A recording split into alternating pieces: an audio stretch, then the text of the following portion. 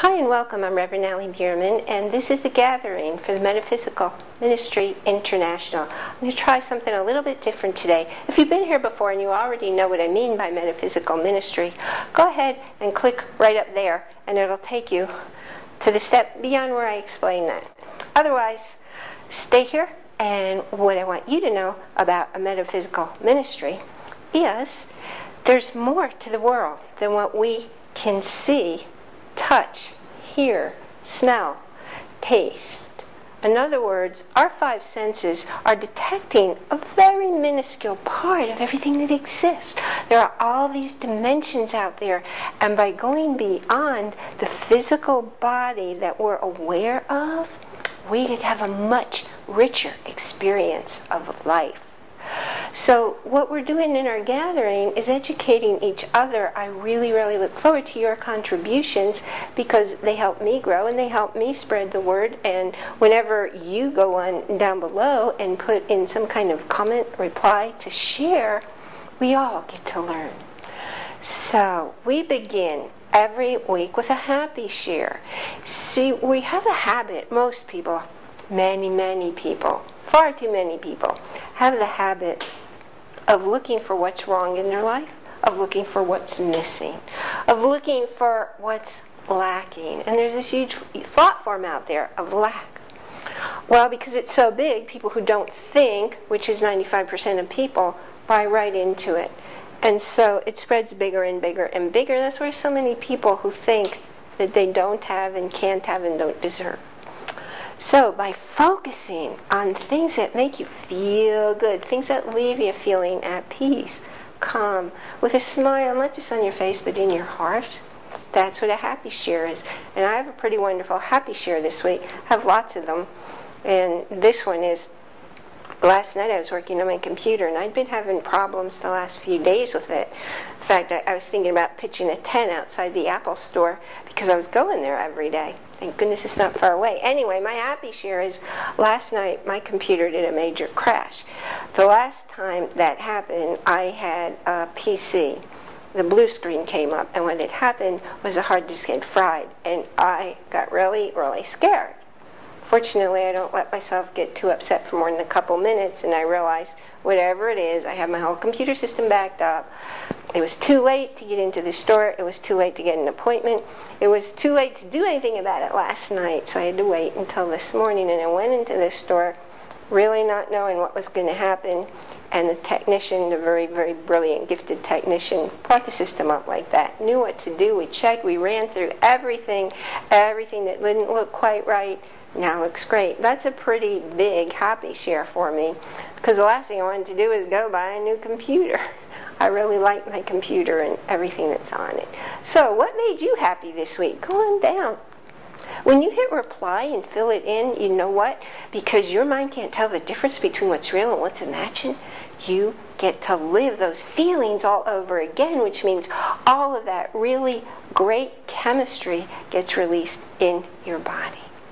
Now this week, I get to be the minstrel minister. Okay, by the way, did you see this? I have rose bushes outside my front door. Look how big this is. Can you see how big it is? The bushes out there give me roses that are red, orange, pink, white.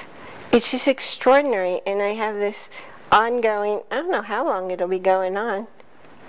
I haven't lived in a house with such beautiful rose bushes since I was a little kid. And I love them, and I bring them in, and I dry them, so I have rose petals to leave a fragrance in my home. Gee, that could have been my happy share too. You know, when you start looking for happy shares, you find lots of them. Okay, now what I told you was being the minstrel minister this week. I have a question for you. Do you have something to heal?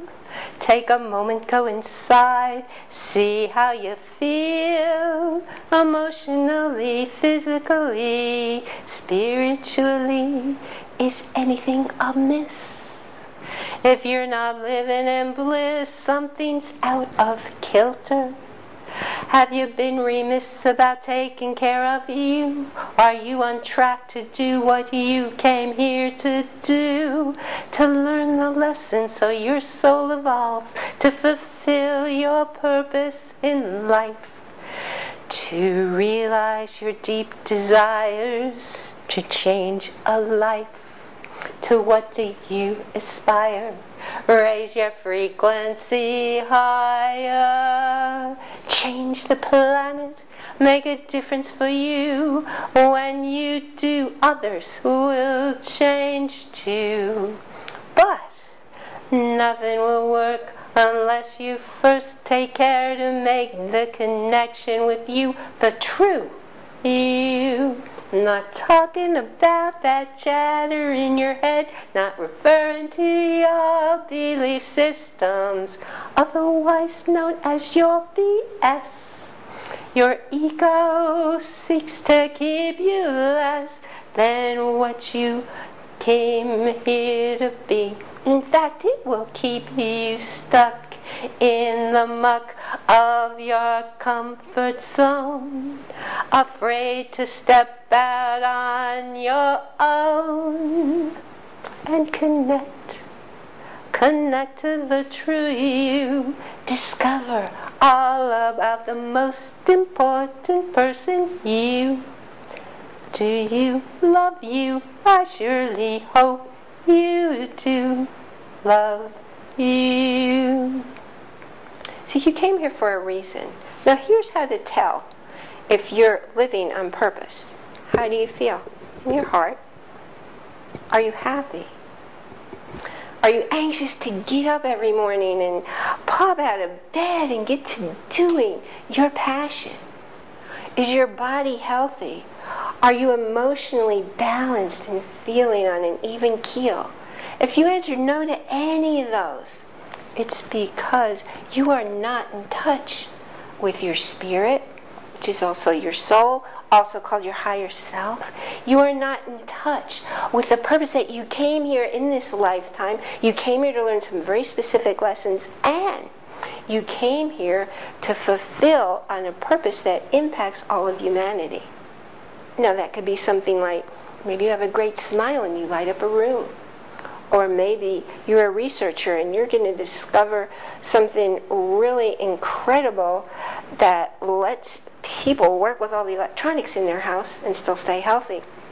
I don't know what you came here to do. Maybe you do, maybe you don't. But what I can tell you is until you feel fantastic, until you're really living in the bliss, if there's anything going on bothering you, especially if it's on the left side of your body, you have a spiritual disconnect. So if you want to learn more about what I'm talking about, scroll on down. Ask me a question.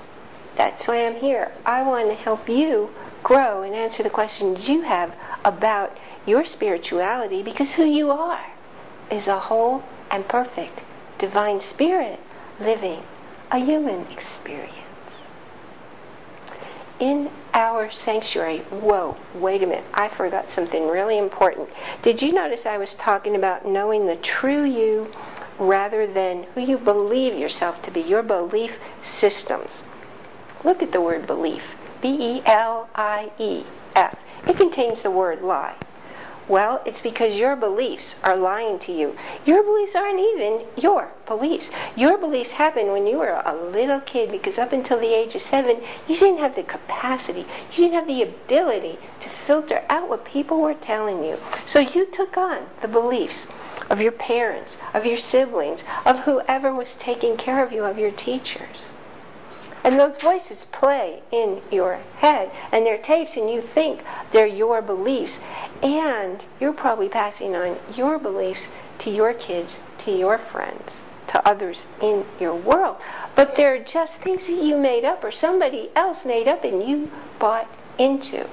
Here's how to know when it's a belief, because it's a lie. Because when you think about it, you feel an emotion. An emotion is a reaction. Reactions happen without thought, without consideration of any kind. On the other hand, feelings that lead you into action that are always in your highest and best interest, those come directly from your spirit. That's why you know when you're working in conjunction with what your spirit came here to achieve, you're not feeling upset. You're not having any specific emotions driving your behavior, controlling you. And that little voice, it's not chattering. It's not yelling at you. In fact, I call it a commentator. It's not even making commentary on everything going on in your life, because you're hearing your perfect, accurate messages from your spirit. We'll talk about that more, because this is a spiritual ministry. So if you have any questions, once again, going down below, ask your questions. If you have something to share on that subject, please do share with us. In our sanctuary is a tree of life, and on the tree of life are names of people, of pets. And every day I say a very special blessing. I never ever miss a day. I've been doing this for years. And in that special blessing, I'm recognizing the fact that we are all one, that we are all connected. So when I say this special blessing every day, because I'm saying that the energy that's going through me is connecting to the other person, not down the road, not a few minutes later, not a few seconds later, but immediately. So the healing that happens in me happens for the other person. And healing doesn't always mean returning to how things used to be. Sometimes healing means being okay with the changes that have happened. Healing is accepting yourself as you are. And that doesn't mean you can't change. We also have a practice that you'll see if you're watching this on the website. If you look up there, you'll see a page, and it's called Holding a Space For. Now, holding a space for is different from prayer. Prayer is about expressing gratitude for all the wonderful things that you have in your life, and when you look for them, you'll see them, and that's a lot of what a happy share is about, because you get wonderful gifts every day, but if you're not looking for them, you won't see them. Holding a space for is when somebody wants to manifest something in their world. And it might be an opportunity to go someplace they've never been, or to live in a house they've never lived in, meeting a new friend. It might be a new job. It might be getting a new bike. It could be anything that you don't have in your life now that you want, and it has to be in your world. You cannot manifest in somebody else's world. If there's something you know somebody else wants, get their permission, and you know what, send them to this page and just tell them, scroll on down there, fill in a comment, let us know, and when it's down there, everybody will see it down there, and also everybody will see it up there on the page. Come back at least once a week, read through the names and what people want you to hold the space for, and just take a moment to make that connection for you. You don't have to know who they are or what they look like or where they live. You don't have to know anything about them, because their name and what they want, the universe knows, and the more people holding the space for them to make that real in their world, the sooner it's going to happen, if it's right for them, and if they're ready, and when they're ready, to be the person who can live that way. Again, I'm so glad that you joined me here today. Please scroll on down and share this with your friends on whatever of the different media that you use. Get the word out. People don't need to live in misery. That's not how things are meant to be for any of us. And the world is a rich place to experience. Enjoy a wonderful, blessed week. I will see you here next week.